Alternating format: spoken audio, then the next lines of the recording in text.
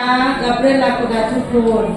Om Khachu, Evangelist Pu in Tunyadi, A Poto, Pikit, Hilingtin, Aman,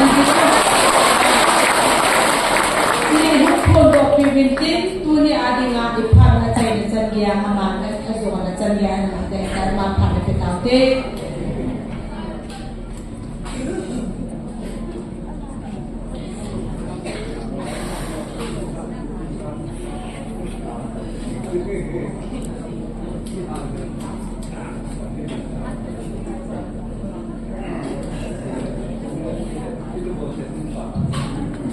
Hallelujah. Upon sabin khangai do now today can begin. Amen. If now moment part silam in head lo in hey pang liu da na to ba men in do phat ma hazok sem pathi ni adin pi na sabin upon sa chung wa ki pa tho ve kan sin adin golang lal boy ama jang ila ma phat sia tha hei lo am chung chung ma hi sin Amo hi nin kum kipat tilai wa slai nial chung duma den hiu wa pi ho na to lai na bol si achwa kha ki pha style na tau lai wa so Manipur University Tuloi Home student ho malam kai na hi izan na phain slai mun pangla na hi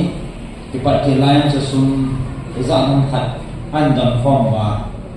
in a thought way it's in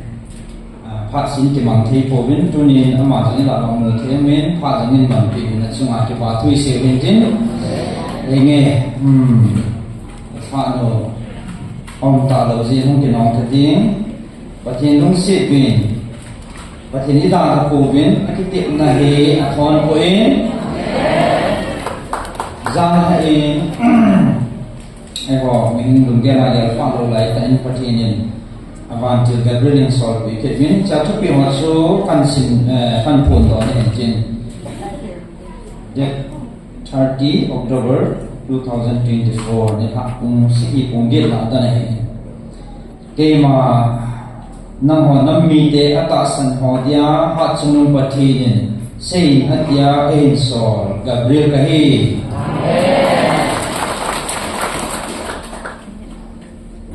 Nam ho lung pha dai na le lung hi mo na ata san na ko na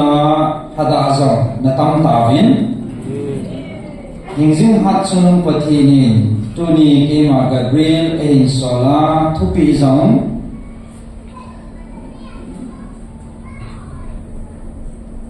nam ho hon khat la khat nam ho khat la khat na nam suwa keman atala athem nam ho kha zong pot sit na dia keman Gabriel kan sole bove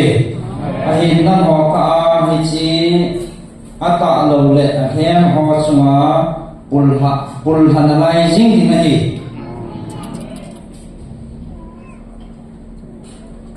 pul hanalai jing di nahi vin ahin chi ka sia su Nama singo kema kitip na zong thon pulte kema hong kitinga ka kitip na kema hong kitinga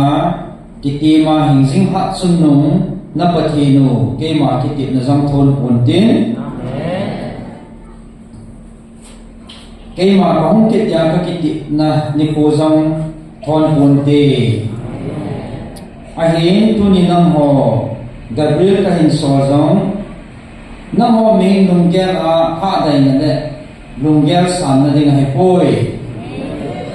keman hi chi kahin sol hi nam ho ka keman ata le a hem het sit na dia keman kahin sol he bove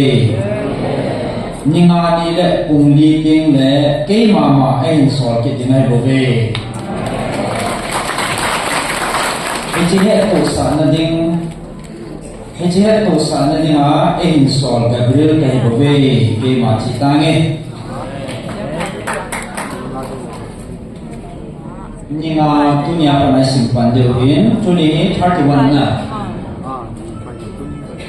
31 jing de 1 2 3, 4. Itinya tuh Monday. Monday pungli di ngahe di sana mel siutin het sa ti sana het sa hitin. Sele patin tupi. Het thiên so het thiên lo dai mo cha ni ki ti mo ve. Tu chung he ai the le ade in het thiên the lo lu mo pai na de ya apatit nom dan nang pachin nom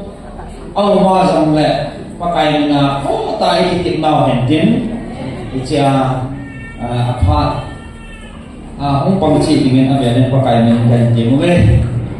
chỉ cho mình tiền chứ lẽ ở chạy cái tiền tàu không là anh nhiều tiền na vậy là sang anh xin đây cái tiền bớt thêm yêu vì ba tu chân à em hỏi anh họ này mà ba bằng ngay thì xin hay yếm chứ lẽ thì em tu nên chân à thằng này là ba phát triển không bằng gì mà cho qua cái mình qua thu cần xin em mà tiền hay bổ về tôi này phần lợn nào thì có three minute bọc thì nó hiện thì nó phiêu qua tiếng ở bàn là ai mà trang trí ở đây hiện Ismail bố thế thì nó phiêu lọt thì nó thấy ngã tao không hề biết ở bàn tiếng là tung bia có thể phát thị chân đi vào hòn bàn gối cái phần quá lấy xịt phát thị nó giống ít chân điều đi thì sẽ thành cái giao đâu hết chỉ ta làm chuyện mai vào trang cảnh xin tôi nghe first Korean bumi trang xong rồi nhà phát xong rồi ta salam hiền tên phát hiện nó thu hi alaji bove ama hogeli chu ngol thu hi chule ichun haga wa he han bo hi chi chun athu dol chu er han the him bove hagau mi wang chun thil iza pai a he han jin ama chula oiman a he han ji poi pakai lungchim hea ama hil thei ma koi ham ai họ vang su Krista lung thua hi ve có thể là thứ con sao nên phải thấy bộ biểu hiện thế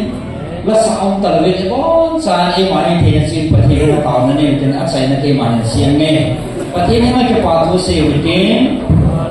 phát ra